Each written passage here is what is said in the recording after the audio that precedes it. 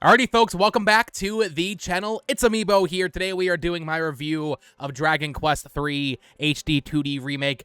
Huge shout out to Square Enix actually for providing a PS5 review code. That's where I played the game. Although you all know me, of course I had to wrap it and get a physical copy on the Nintendo Switch here.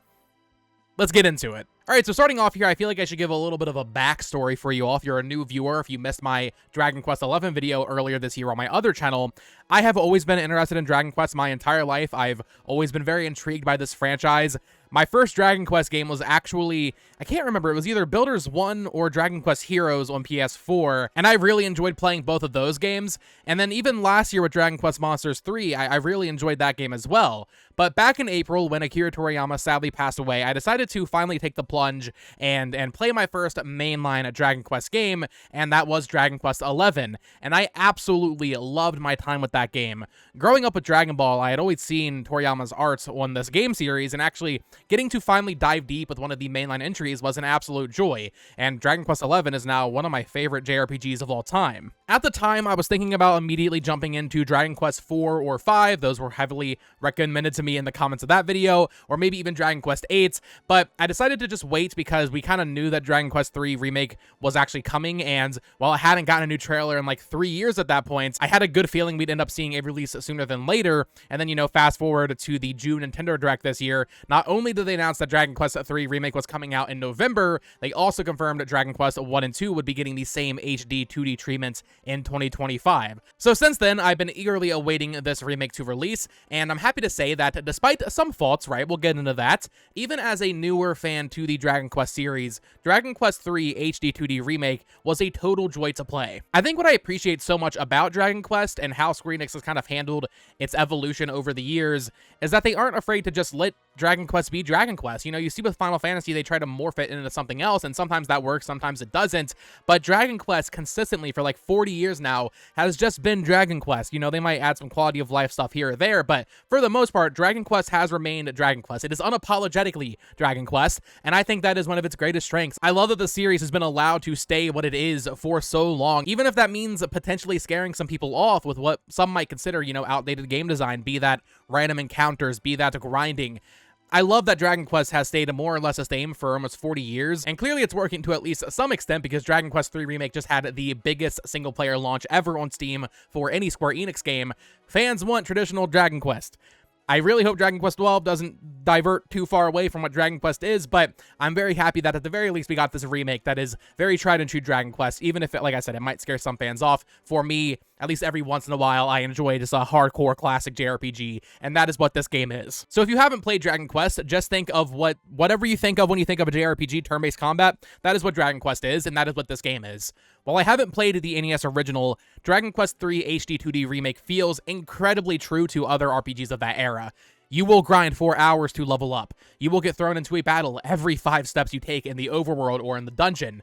I don't think this type of gameplay is for everyone, but every once in a while, I'm craving a game like this, and in this case, this one hit for me. I love this game. Every few months, I love playing a game like this where I just have to grind, and I get to kind of just turn my brain off while slashing through random encounters. Maybe I put on a podcast while playing, maybe I put on, you know, a YouTube video or something, but I love games every once in a while that are kind of brainless, right? Like, they kind of just grind through and grind up, and then, you know, you're overpowered, and that's the most satisfying thing ever. It's relaxing, it's satisfying to see your characters get stronger, and that's why I still appreciate this kind of game design. Dragon Quest III has a pretty basic story, but it works for me, and for me, when I play older games like this, it's less about the story and more about the vibes of the world. You know, when I played Final Fantasy 1 and 2 and 3 last year, I wasn't like really critiquing the story, although I do think Final Fantasy 2 does have a great story. It's a different era, and for a game like this, it really comes down to the vibe of the world for me, and Dragon Quest, and specifically in this case Dragon Quest III, passes the vibe check. I just love the world of Dragon Quest, the themes, the characters, the monsters, the designs, and even, of course, the music plays a large part in that as well. Even though I've only played one mainline game and a couple of spin-offs, I'm already so into, like, every aspect of Dragon Quest that playing Dragon Quest III, you know, even though I'm still newer, you know, having played Dragon Quest XI, some of the spin-offs, starting this game up, hearing that triumphant music playing, it felt like having a nice warm blanket tucked around me. Dragon Quest is just a very cozy series for me, and I can't imagine how it feels if you played this game on the original NES as Dragon Warrior 3, or maybe you played it, years ago. Getting this remake, this is like, it's just such a cozy experience. Dragon Quest is such a cozy RPG, and that's what I love about it, man. Now, obviously, the most noticeable thing with this remake is the actual visual overhaul here. If you're familiar with Octopath Traveler, or Live Alive, or Triangle Strategy, it's following in those footsteps. In fact, this is actually the first one to have HD-2D in the title. I think it's funny they put that in the title. They could have just called it Dragon Quest 3 Remake, but they put that HD-2D in the title there, kind of, I guess, showing how proud they are of this art style, and they should be, because I think HD-2D is a beautiful art style, and this might be the best looking one yet. I would need to go back and look at Octopath 2 as well as Live Alive, because I think both of those games are incredibly beautiful. The lighting in this game, the shadows, just having these really nice high quality sprites, playing on the PS5 or, 4K, whatever, having these like really high quality sprites on these 3D backgrounds. It just looks really good, seeing the monsters in the field when you're in battle. I kind of wish the monsters were a little bit bigger. Sometimes they're really small. I understand why they do it, because sometimes there's a ton of monsters on screen at once, so they want to, be able to fit them all in. But sometimes the monsters are a little small. But overall, I think this might just be the best looking HD-2D game yet. It also has voice acting, which, if you've played any of the other HD-2D games, that's not really a surprise. However, every time I play one of these games, I am consistently surprised by how good the voice acting is. You don't really see, games with graphics like this that have really great voice acting, but Dragon Quest 3 does have some pretty good voice acting as well. Like I said earlier, combat is exactly what you expect when you think of turn-based RPGs.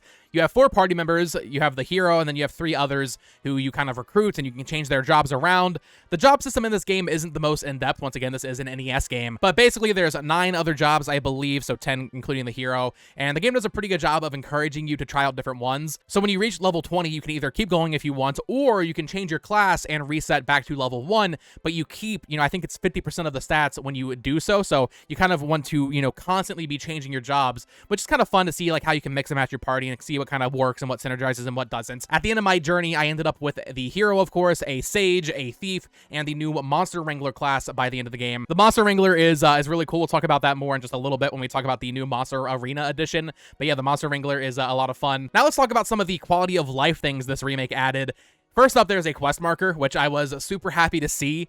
Listen, I can appreciate, all the other archaic design philosophies behind Dragon Quest, and I love that stuff sometimes. And I can respect someone that doesn't want to have a quest marker on in this game. Thankfully, you can turn it off. But I like knowing where I'm going, I actually started the game with the quest markers off, and I ended up going to a dungeon that was like a way later game. I wasn't supposed to go there yet, and I was getting just absolutely obliterated by the enemies there. So moments like that are fun, but overall, I would just rather know where I'm going, where the game wants me to go. And I'm happy they added the kind of quest marker, objective marker on the map if you choose to use that. Speaking of the maps, these things are super detailed, so even when you enter one of the more complex dungeons, it's really nice being able to just open this up and see where the next exit is. It also makes exploring the overworld a lot easier too. You should never really feel lost when you're playing this game, which is something that I definitely felt when I was playing the Pixel Remastered last year. Sometimes I was just like, okay, where do I go? This map is kind of confusing. This game does a very nice job of like kind of pushing you in the right direction if you have the quest markers on, and you're not getting lost in these like labyrinthy-esque dungeons, which is really great. While still being the tried and true Dragon Quest formula, there are also some very nice quality of life changes to the combat. So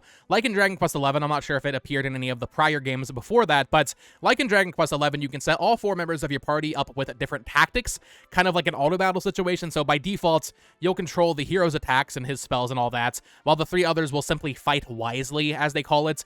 But there's some more nice options here, like showing no mercy, so you go all in. You can kind of have a character focus on healing, that kind of thing. It's basically an auto battle, and I think that's super nice when grinding, so you don't have to keep pressing through the menus, especially when you're in an area where the enemies don't really pose a threat to you, so having that auto battle feature is nice. There's also some speed up options, which are definitely needed. Honestly, I think these could have actually been even faster.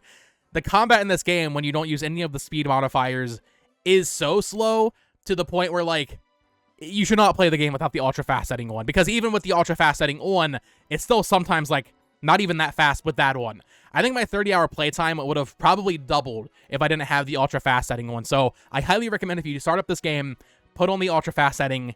you will save so much time with this game.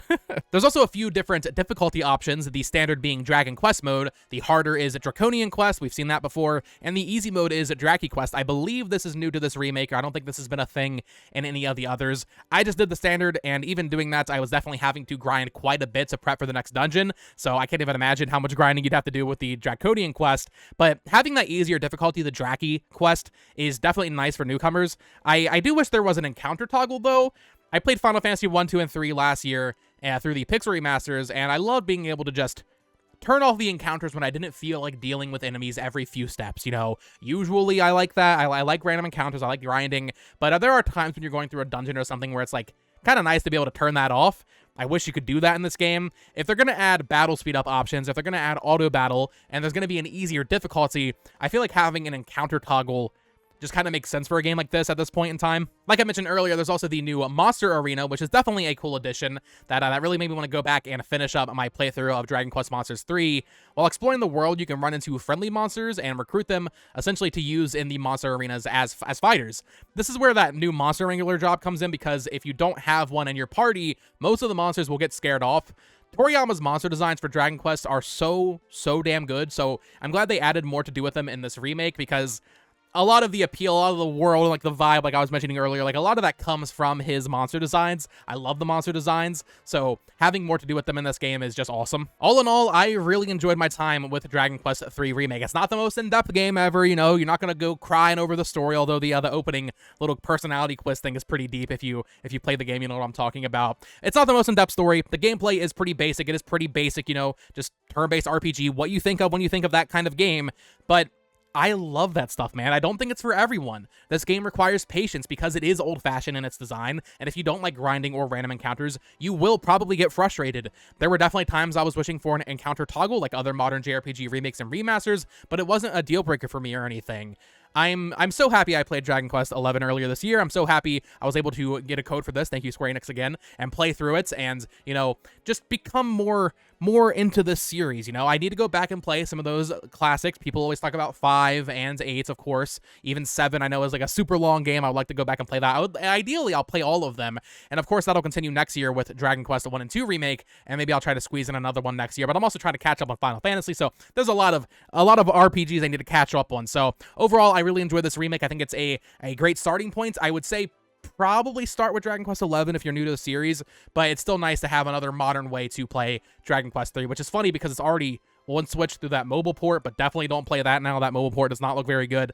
But yeah, I really enjoyed this remake. Let me know your thoughts down in the comments below. Are you playing this remake? Have you already picked it up? Or maybe has my review influence your decision in any way? Maybe I'll not buy it now because I said the encounters get a little bit of annoying. I'm not sure what you'll think of it, but let me know your thoughts. Of course, subscribe here for more Nintendo Switch reviews, content coverage, all that fun stuff, collecting, that kind of thing. Follow me on Twitter at BoTalksGames and follow my Nintendo news channel at BoTalksGames as well. Until next time, folks, peace.